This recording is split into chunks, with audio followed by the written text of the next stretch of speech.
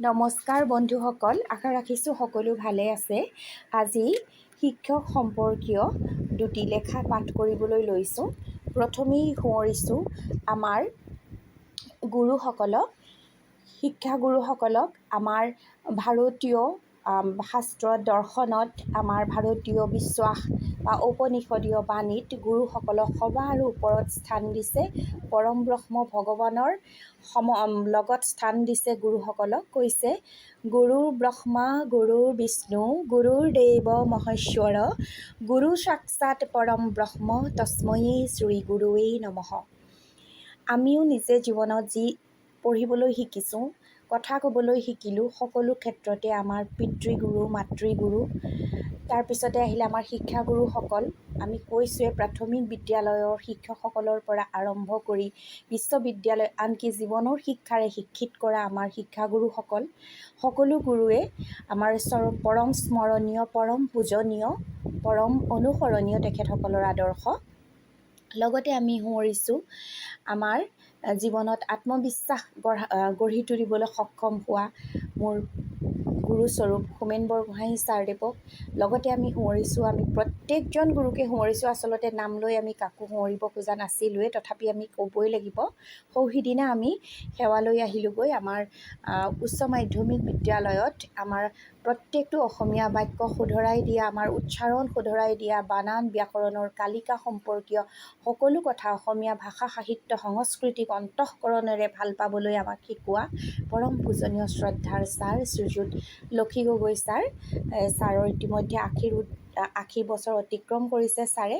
এতিয়াও ছাৰৰ স্মৰণ শক্তি কি অদ্বিতীয় হৈ আছে, উচ্চাৰণ কি অনন্য সুন্দৰ হৈ আছে। ছাৰৰ সৈতে তোলা মই মোৰ ভাতৃ পৰিয়ালৰ লগত গৈছিলোঁ, এখন ফটো ইয়াত আপলোড কৰিম। তাৰ পূৰ্বে আমি পঢ়িবলৈ লৈছোঁ দুটি পাঠ। এটি পাঠ সংগ্ৰহ কৰিছোঁ, চৰিত্ৰ পাঠ। এইখন অতি পুৰণি এখন কিতাপ। আমি বিদ্যালয়ত পঢ়ি থাকোঁতে এই চৰিত্ৰ পাঠখন আমাৰ পাঠ্যপুথিৰ অন্তৰ্গত আছিল। এই চৰিত্ৰ পাঠখন দ্বিতীয় প্ৰকাশ হৈছে 2018 চনত। আকৌ আঁকবাক, অসমৰ এটা বিখ্যাত প্ৰকাশন আঁকবাকে প্ৰকাশ কৰিছে নৱেম্বৰ 2017 চনত। প্ৰথম ভাগ আৰু দ্বিতীয় ভাগ একত্ৰে সংকলন কৰিছে। প্ৰথম ভাগ আছিল হৰেন্দ্ৰনাথ শৰ্মা আৰু দ্বিতীয় ভাগ লিখিছিল ৰমণীকান্ত শৰ্মা। প্ৰথম প্ৰকাশ কেতিয়া হৈছিল ইয়াত উল্লেখ কৰা নাই, যিহেতু এইখন অতি পুৰণা কিতাপ। আমি পঢ়ি থাকোঁতে আজিৰ পৰা প্ৰায় 30-35 বছৰৰ আগতেই আমি পঢ়িছিলোঁ। এই পুনৰ মুদ্ৰণ কৰা ইয়াৰ পৰাই মই এই চৰিত্ৰ পাঠৰ পৰাই 36 আৰু 37 পৃষ্ঠাত প্ৰকাশিত মোৰ কৰ্তব্য শিক্ষকসকলৰ প্ৰতি, 36, 37 আৰু 38 পৃষ্ঠাত প্ৰকাশিত এই পাঠটো প্ৰথমে পাঠ কৰিছোঁ। তাৰপিছতেই আমি হোমেন বৰগোহাঁঞি ছাৰৰ স্মৰণীয় মানুহ শীৰ্ষক ৰচনাখন পাঠ কৰিম, যিখন ৰচনাত তেখেতে নিজৰ 3জন শিক্ষাগুৰুৰ বিষয়ে সুন্দৰকৈ লিখিছে। মোৰ কৰ্তব্য শিক্ষকসকলৰ প্ৰতি। পুৰণি কালৰে পৰা ভাৰতীয় শিষ্যই গুৰুক অসীম ভক্তি কৰি আহিছে। আধুনিক যুগতো ভাৰতীয় ছাত্ৰসকলৰ গুৰুভক্তি বিশেষ গৌৰৱৰ বিষয়। সন্তানৰ পক্ষে পিতৃ মাতৃ সাক্ষাৎ ঈশ্বৰ, সেইদৰে ছাত্ৰৰ পক্ষে শিক্ষাগুৰু সাক্ষাৎ পিতৃ মাতৃ স্থানীয়। সন্তানৰ পক্ষে পিতৃ মাতৃ আৰু ছাত্ৰৰ পক্ষে শিক্ষক সমানে পূজনীয়। সন্তানে পিতৃ মাতৃক আৰু ছাত্ৰই শিক্ষকক সমালোচনা কৰাৰ অধিকাৰ আমাৰ ভাৰতীয় সভ্যতাই কাহানিও দিয়া নাই। পুৰণি কালত শিষ্যসকলে গুৰুৰ অতিশয় কঠোৰ শাসনকো মূৰ পাতি লৈ অতুলনীয় গুৰুভক্তিৰ পৰিচয় দিছিল। আয়ুধ ধৌম্য নামে এজনা ঋষিৰ শিষ্যসকলৰ ভিতৰত আৰুণি আৰু উপমন্যু নামে 2জন শিষ্য আছিল। দুয়ো নানা শাস্ত্ৰ অধ্যয়ন কৰি বিশেষ দক্ষতা লাভ কৰিলে। ঋষিয়ে তেওঁলোকৰ গুৰুভক্তিৰ প্ৰমাণ চাবলৈ এদিন আৰুণিক ক'লে, তুমি পথাৰলৈ যোৱা, আলিবোৰ ভালকৈ মেৰামতি কৰাগৈ, চাবা যাতে খেতিৰ পৰা পানী ওলাই নাযায়। আৰুণিয়ে গৈ আলিবোৰ ভালকৈ দিলে হয়, কিন্তু এফালেদি কোনো উপায়ে পানী বন্ধ কৰিব নোৱাৰিলে। পানীৰ সোঁতে বাৰে বাৰে আলিটো ভাঙি পেলায়। নিৰুপায় হৈ আৰুণিয়ে নিজে কাটি হৈ পৰি পানীৰ সোঁত বন্ধ কৰিলে। লাহে লাহে ৰাতি হ'ল, কিন্তু আৰুণি নাহিল। গুৰুৱে শিষ্যসকলৰ সৈতে আৰুণিক বিচাৰি পথাৰ পালেগৈ। আৰুণিৰ ওপৰত তেওঁ বিশেষ সন্তুষ্ট হ'ল। তেওঁ সিদিনাৰ পৰা উদ্দালক নাম দিলে আৰু সৰ্বশাস্ত্ৰত তেওঁৰ অশেষ বিপত্তি হ'ব বুলি আশীৰ্বাদ দি আশ্ৰমৰ পৰা বিদায় দিলে। ঋষিগৰাকীয়ে উপমন্যুক গৰু চৰাবলৈ দিলে। দিনটো পথাৰত কষ্ট কৰি গৰু চৰাই, কিন্তু স্বাস্থ্যৰ অকণো হানি হোৱা নাই। ঋষিয়ে সোধাত উপমন্যুৱে ক'লে, গধূলি ভিক্ষা কৰি আনি খাওঁ। ধৰ্ম্যই ক'লে, গুৰুক নিবেদন নকৰাকৈ নিজে খোৱা কেনেকৈ? সিদিনাৰ পৰা সেইদৰে ভিক্ষা কৰি পোৱা বস্তুখিনি তেওঁ গুৰুক দিবলৈ ধৰিলে। তেতিয়াও কিন্তু স্বাস্থ্য আগৰ দৰেই থাকিল। গুৰুৱে সোধাত শিষ্যজনে ক'লে, দ্বিতীয়বাৰ ভিক্ষা কৰি আনি ভোক পলুৱাওঁ। ঋষিয়ে ক'লে, বৰ বেয়া কাম কৰিছা। তুমি দ্বিতীয়বাৰ মাগি পোৱা বস্তুখিনি আচলতে আন ভিক্ষুকৰহে প্ৰাপ্য আছিল। কিছুদিন পাছত ঋষিয়ে সুধিলে, তুমি এতিয়া কি খাইছা? উপমন্যুৱে ক'লে, ডামুৰীয়ে খোৱাৰ পাছত গাইৰ উহাৰত থকা অলপ অলপ গাখীৰ খাই আছোঁ। ধৰ্ম্যই ক'লে, সেই দেখিহে ডামুৰীবোৰ ক্ষীণাই যাব লাগিছে। সেই গাখীৰ তুমি নাখাবা। আন এদিন ঋষিয়ে সুধিলে, তোমাৰ অকণো স্বাস্থ্য হানি হোৱা নাই, এতিয়া তুমি কি খোৱা? উপমন্যুৱে ক'লে, গাখীৰ খাওঁতে ডামুৰীৰ মুখেদি ওলোৱা ফেনবোৰ খাইছোঁ। সেই কথা শুনি ঋষিয়ে ক'লে, তোমাৰ মৰমতে ডামুৰীবোৰে নিজে নাখাই সেই গাখীৰ তোমাক দিছে। সেই ফেন তুমি নাখাবা। উপমন্যু নিৰুপায় হ'ল। এদিন ভোকত তত নাপাই আকনৰ পাত কিছুমানকে খালে। ফলত তেওঁ অন্ধ হৈ এঠাইত পৰি থাকিল। গধূলি হ'ল, গৰুবোৰ আহিল, কিন্তু উপমন্যু নাই। ঋষিয়ে শিষ্যক বিচাৰি বিচাৰি খাৱৈ এটাত পালেগৈ। শিষ্যৰ ওপৰত তেওঁ পৰম সন্তুষ্ট হ'ল। ঋষিৰ উপদেশ অনুসৰি উপমন্যুৱে স্বৰ্গৰ বেজ অশ্বিনী কুমাৰদ্বয়ক স্তৱস্তুতি কৰিলে। এইদৰে তেওঁ দৃষ্টিশক্তি ফিৰাই পালে। ঋষিয়ে তেওঁক সৰ্বশাস্ত্ৰবিদ হ'ব বুলি আশীৰ্বাদ দি আশ্ৰমৰ পৰা বিদায় দিলে। গুৰুৱে তেতিয়া এনে কঠোৰ পৰীক্ষাৰে শিষ্যসকলৰ গুৰুভক্তি আৰু কৰ্তব্য নিষ্ঠাৰ প্ৰমাণ চাইছিল। তথাপি গুৰুৰ ওপৰত শিষ্যসকলৰ বিশ্বাস আৰু শ্ৰদ্ধা ভক্তি সম্পূৰ্ণ অটুট আছিল। শিক্ষকসকলো মানুহ, তেওঁলোক সৰ্বজ্ঞ নহয়। তেওঁলোকৰো ভুল-ভ্ৰান্তি, ত্ৰুটি-বিচ্যুতি হ'ব পাৰে। সৎ ছাত্ৰই তেওঁলোকৰ দোষ ত্ৰুটিলৈ লক্ষ্য নকৰে। তেওঁলোকে যে ছাত্ৰক কিমান মৰম কৰে, তেওঁলোকক সৎ শিক্ষা দিবলৈ কিমান কষ্ট আৰু ত্যাগ স্বীকাৰ কৰে, তালৈহে সৎ ছাত্ৰই মন কৰে। ছাত্ৰই মাহিলী স্কুলত সোধোৱা মাচুলখিনিৰে শিক্ষকসকলৰ শিক্ষাদান কাৰ্যৰ ধাৰ শুজিব নোৱাৰে। যাৰ পৰা মুঠে এটা আখৰো শিকা যায়, তেওঁৰ ধাৰ পৃথিৱীৰ কোনো ধন ঐশ্বৰ্যৰেও পৰিশোধ কৰিব নোৱাৰে। এয়ে মনীষীসকলৰ সিদ্ধান্ত। শিক্ষকসকলে ছাত্ৰৰ ওপৰত কঠোৰ হ'বলৈ ভাল পায়, এই ধাৰণা অলপো সত্য নহয়। কৰ্তব্যৰ খাতিৰত কেতিয়াবা শিক্ষকে কঠোৰ হ'বলৈ বাধ্য হয়। অকল শিক্ষক নহয়, পিতৃ-মাতৃও। আদৰত ল'ৰা নষ্ট হয়।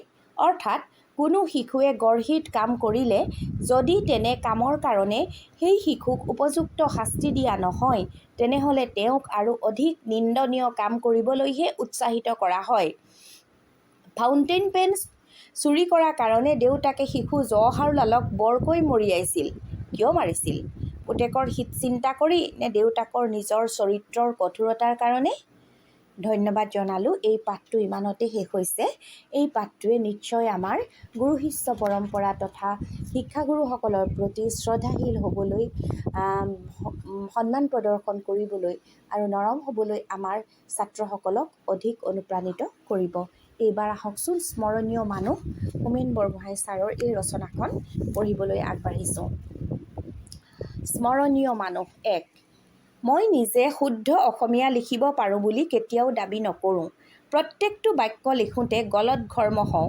লিখি শেষ কৰাৰ পিছতো বুজি পাওঁ যে ঢেৰ হেনা-হোচা থাকি গ'ল। কিন্তু এটা কথা নিশ্চয় দাবী কৰিব পাৰোঁ যে ভাষাটো যথাসম্ভৱ শুদ্ধ আৰু সৰলকৈ লিখিবলৈ মোৰ চেষ্টাৰ বিৰাম নাই। বস্তুতঃ ভাল অসমীয়া গদ্য লিখিবলৈ চেষ্টা কৰাটোৱেই মোৰ জীৱনৰ সৰ্বপ্ৰধান পেশ্যন। ই মোৰ কাৰণে এটা ধৰ্মীয় আৱেগ। যিকেইজন লোকে মোৰ মনত এই ধৰ্মীয় আৱেগৰ বীজ ৰোপণ কৰিছিল, তেওঁলোক হ'ল মই বাল্যকালত শিক্ষা লাভ কৰা ঢকুৱাখনা চৰকাৰী মজলীয়া স্কুলৰ কেইজনমান শিক্ষক আৰু মোৰ দেউতা। এই গুৰু ঋণ আৰু পিতৃ ঋণ অপৰিশোধ্য। মোৰ দ্বিতীয়মান শ্ৰেণীত ঢকুৱাখনাৰ গোৱালগাঁৱৰ কনকনাথ বৰুৱা আমাৰ শ্ৰেণী শিক্ষক আৰু পাঠ পঢ়াৰ শিক্ষক আছিল। 1886 চনতে স্থাপিত হোৱা অসমৰ তৃতীয়খন চৰকাৰী মজলীয়া স্কুল ঢকুৱাখনা মজলীয়া স্কুলৰ 8জন শিক্ষকেই আছিল নৰ্মাল পাছ শিক্ষক। অসমৰ শ্ৰেষ্ঠতম শিক্ষাবিদ শৰৎচন্দ্ৰ গোস্বামীৰ ছাত্ৰ। দ্বিতীয় শ্ৰেণীলৈ প্ৰমোশ্যন নৌপাওঁতেই লোকশ্ৰুতিৰ পৰা জানিব পাৰিছিলোঁ যে কনকনাথ বৰুৱা অতি খঙাল শিক্ষক, ছাত্ৰক খুব মাৰে। গতিকে ওপৰ শ্ৰেণীলৈ প্ৰমোশ্যন পোৱাৰ আনন্দ নতুন শিক্ষকৰ প্ৰতি উপজা আতংকই ম্লান কৰি পেলাইছিল। কিন্তু নতুন শ্ৰেণী বহিবৰ প্ৰথম দিনাই সেই আতংক দূৰীভূত হ'ল।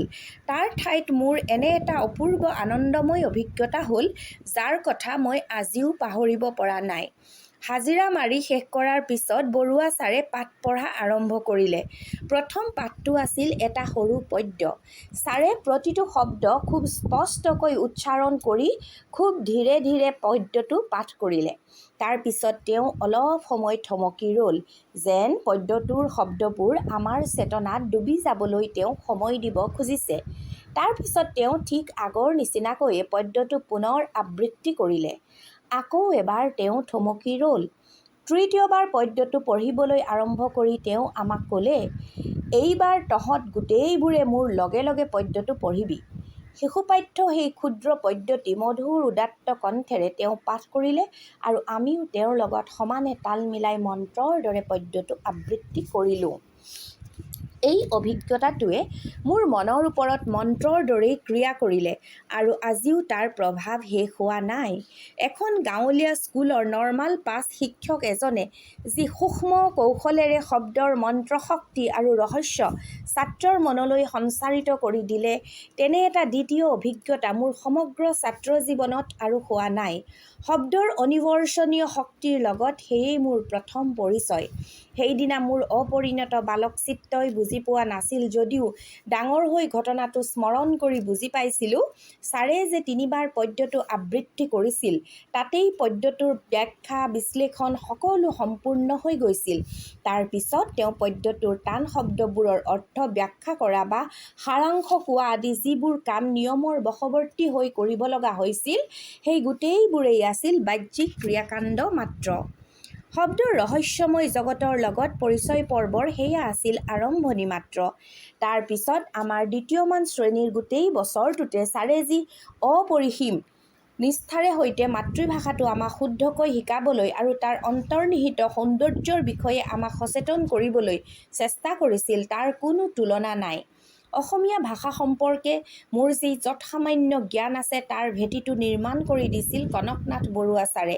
সঁচা কথা ক'বলৈ গ'লে ঢকুৱাখনা চৰকাৰী মজলীয়া স্কুলৰ 2জন শিক্ষক কনকনাথ বৰুৱা আৰু কুলনাথ গগৈয়ে মোক অসমীয়া ভাষাৰ যি শিক্ষা দিছিল, তাকেই পুঁজি হিচাপে ব্যৱহাৰ কৰি মই আজিলৈকে চলি আছোঁ।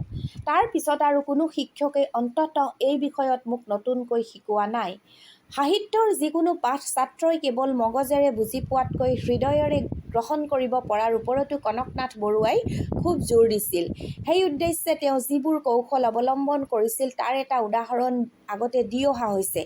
বহুত সময়ত তেওঁ গদ্যই হওক বা পদ্যই হওক পাঠটো 3বাৰমান পঢ়ি দিয়ে। শ্ৰেণীৰ বাকীবোৰ ল'ৰাৰ কথা ক'ব নোৱাৰোঁ, কিন্তু মই হ'লে বুজি পাওঁ যে তেওঁৰ সেই পঢ়ি দিয়াৰ মাজতেই পাঠটো বুজোৱাও হৈ যায়।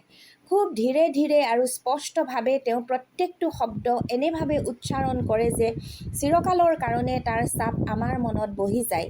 এনে এটা বিশেষ ভংগীৰে তেওঁ পঢ়ে যে হাতেৰে চেপি ফলৰ ৰস বাহিৰ কৰাৰ দৰে উচ্চাৰণৰ চেপাতেই তেওঁ প্ৰত্যেকটো শব্দৰ অন্তৰ্নিহিত মাধুৰ্য আৰু অৰ্থ নিৰ্যাস বাহিৰ কৰি আনে। মজলীয়া স্কুলৰ এই অল্প শিক্ষিত গাঁৱলীয়া শিক্ষকজনৰ নিচিনা ভাষাৰ সৌন্দৰ্য সচেতন নিষ্ঠাবান শিক্ষক মই হাইস্কুল বা কলেজ ক'তো পোৱা নাই। কনকনাথ বৰুৱাৰ প্ৰসংগত আৰু এটা কথা মোৰ বৰকৈ মনত পৰে। তেওঁ হাতৰ আখৰ ভাল কৰাৰ ওপৰত বৰ জোৰ দিছিল। প্ৰত্যেকটো ল'ৰাকে নতুনকৈ ক খ শিকিবলৈ আৰম্ভ কৰা ল'ৰাৰ নিচিনাকৈ তেওঁ হাতত ধৰি ধৰি ভালকৈ আখৰ লিখাবলৈ চেষ্টা কৰিছিল।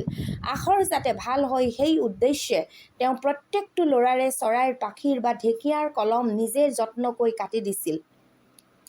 এই কথাটো মই বিশেষভাৱে স্মৰণ কৰাৰ কাৰণ হ'ল এই যে সহজে পঢ়িব নোৱাৰা বেয়া হাতৰ আখৰ বহুতো অনৰ্থৰ মূল বুলি মই ভাবোঁ। বিশেষকৈ বাতৰি কাকতৰ সম্পাদক হিচাপে বেয়া হাতৰ আখৰৰ পৰা মই বহুত কষ্ট পাব লগা হৈছে। সজ্জন বা ভদ্ৰলোকৰ সংজ্ঞা দি কাৰ্ডিনেল নিউমেনে কৈছিল, "it is almost a definition of a gentleman to say that he is one who never inflicts pain." বেয়া হাতৰ আখৰ পঢ়িবলৈ যি কষ্ট কৰিব লগা হয়, সিও কম কষ্ট নহয়। আনৰ কথা বিবেচনা কৰি আখৰকেইটা অন্ততঃ পঢ়িব পৰাকৈ ভাল কৰিবলৈ চেষ্টা কৰাটো ভদ্ৰলোকৰ অন্যতম কৰ্তব্য হোৱা উচিত। মজলীয়া স্কুলৰ উচ্চতম শ্ৰেণী অৰ্থাৎ ষষ্ঠমান শ্ৰেণীত আমাক সাহিত্য পঢ়াইছিল হেড পণ্ডিত শ্ৰী কুলনাথ গগৈয়ে। তেওঁৰ নিচিনা সৰ্বগুণাকৰ আদৰ্শ শিক্ষক অতি বিৰল। আমি যিসকল তেওঁৰ ছাত্ৰ আছিলোঁ তেওঁলোকেতো দ্বিতীয় এজন নাই বুলিয়েই ভাবে। কুলনাথ শৰ্মা নামেৰে মোৰ এজন সহপাঠী আছিল। তেওঁ চেঙেলীয়া বয়সতে আত্মহত্যা কৰি মৰিল। মোৰ পিতা-পুত্ৰ নামৰ উপন্যাসত সেই ঘটনাটো মই বৰ্ণনা কৰিছোঁ। ল'ৰাজন যাক কয় খটাসুৰ প্ৰকৃতিৰ দুষ্ট ল'ৰা আছিল, নানা অপকৰ্ম কৰি ফুৰিছিল। সেই কুলনাথে এদিন মোক কৈছিল, "হেড ছাৰৰ সন্মুখত থিয় হ'লেই মোৰ বুকুখন কঁপি থাকে। ছাৰটো মানুহ নহয়, স্বয়ং দেৱতা। মই কৰা বেয়া কামবোৰ তেখেতে নিশ্চয় অন্তৰ্যামীৰ দৰে জানি থাকে।" দুৰাচাৰী ছাত্ৰৰ হৃদয়তো এনেকৈ দেৱতাৰ আসন পোৱা শিক্ষক কেইজন আছে? কুলনাথ গগৈ ছাৰে এই আসন অৰ্জন কৰিছিল শিক্ষক হিচাপে অতুলনীয় যোগ্যতা আৰু নিষ্ঠাৰ লগত পিতৃহৃদয়ৰ অপাৰ মমতা যোগ কৰি। শিক্ষকতা তেওঁৰ কাৰণে কেৱল এটা বৃত্তি নাছিল, সি আছিল তেওঁৰ জীৱনৰ সমস্ত সাৰ্থকতা আৰু আনন্দৰ উৎস। প্ৰত্যেকজন ছাত্ৰক সুশিক্ষা দিবলৈ আৰু মানুহ কৰি গঢ়ি তুলিবলৈ তেওঁ পিতৃহৃদয়ৰ ব্যাকুলতাৰে চেষ্টা কৰিছিল। কুলনাথ গগৈৰ নিচিনা সাহিত্যৰ আদৰ্শ শিক্ষক মই গোটেই জীৱনতে দ্বিতীয় এজন পোৱা নাই। তেওঁ আমাক ষষ্ঠমানৰ সাহিত্যখন পঢ়াই যাওঁতেই প্ৰসংগক্ৰমে অজস্ৰ পুৰাণ, ইতিহাস আৰু অসমীয়া ভাষাৰ অন্যান্য কিতাপৰ কথা কৈ সমগ্ৰ অসমীয়া সাহিত্যৰ এটা আভাস দি শেষ কৰিছিল। কুলনাথ গগৈয়ে মোক অসমীয়া ভাষা সাহিত্যৰ যি শিক্ষা দিছিল, স্কুল কলেজৰ আন কোনো শিক্ষকেই তাত নতুনকৈ একো যোগ দিয়া নাই। মজলীয়া স্কুলৰ ছাত্ৰ হৈ থাকোঁতে সপ্তাহৰ বৃহস্পতিবাৰটো আছিল মোৰ কাৰণে পৰম আনন্দময় উৎসৱৰ দিন। সেই দিনটোৰ কাৰণে সপ্তাহৰ বাকী দিনকেইটা ব্যাকুলভাৱে উন্মুখ হৈ ৰৈ থাকোঁ। কাৰণ সেই দিনটো আছিল লাইব্ৰেৰীৰ কিতাপ দিয়াৰ দিন। আমাৰ স্কুলখন যিহেতু চৰকাৰী আছিল, সেইকাৰণে আমাৰ স্কুলৰ এটা ভাল লাইব্ৰেৰীও আছিল। লাইব্ৰেৰীত প্ৰায় ৩০০ মান অসমীয়া কিতাপ আছিল। অৰ্থাৎ সেই সময়ত অসমীয়া ভাষাত প্ৰকাশিত উল্লেখযোগ্য আটাইবোৰ কিতাপেই আছিল। মই দ্বিতীয়মান শ্ৰেণীৰ পৰা পঢ়িবলৈ আৰম্ভ কৰি মজলীয়া স্কুল এৰাৰ আগলৈকে সেই ৩০০ কিতাপ পঢ়ি শেষ কৰিছিলোঁ। কিন্তু লাইব্ৰেৰীৰ কিতাপ পঢ়া ল'ৰা কেৱল ময়েই নাছিলোঁ। কুলনাথ গগৈ আৰু কনকনাথ বৰুৱাৰ নিচিনা শিক্ষকৰ প্ৰভাৱত আমাৰ স্কুলৰ শতকৰা ৫০% ভাল ছাত্ৰ কিতাপৰ প্ৰতি আকৃষ্ট হৈছিল আৰু লাইব্ৰেৰীৰ কিতাপ দিয়াৰ পিৰিয়ডত হেড পণ্ডিতৰ সৰু কোঠাটোত ল'ৰাৰ হেঁচা ঠেলা লাগিছিল। হেড পণ্ডিত কুলনাথ গগৈৰ সৰু অফিচ কোঠাটোৰ এটা চুকত আছিল কিতাপৰ ডাঙৰ আলমাৰিটো। লাইব্ৰেৰিয়ান আছিল গন্ধেশ্বৰ বৰুৱা। তেওঁৰ স্নেহকোমল সৰল মুখখনৰ কথা মনত পৰিলে মোৰ চকু দুটা এতিয়াও আৱেগত সেমেকি উঠে। এদিন লাইব্ৰেৰী পিৰিয়ডত আমি এমখা ল'ৰাই গন্ধেশ্বৰ বৰুৱা ছাৰক বেঢ়ি কুৰি ধৰিছোঁ।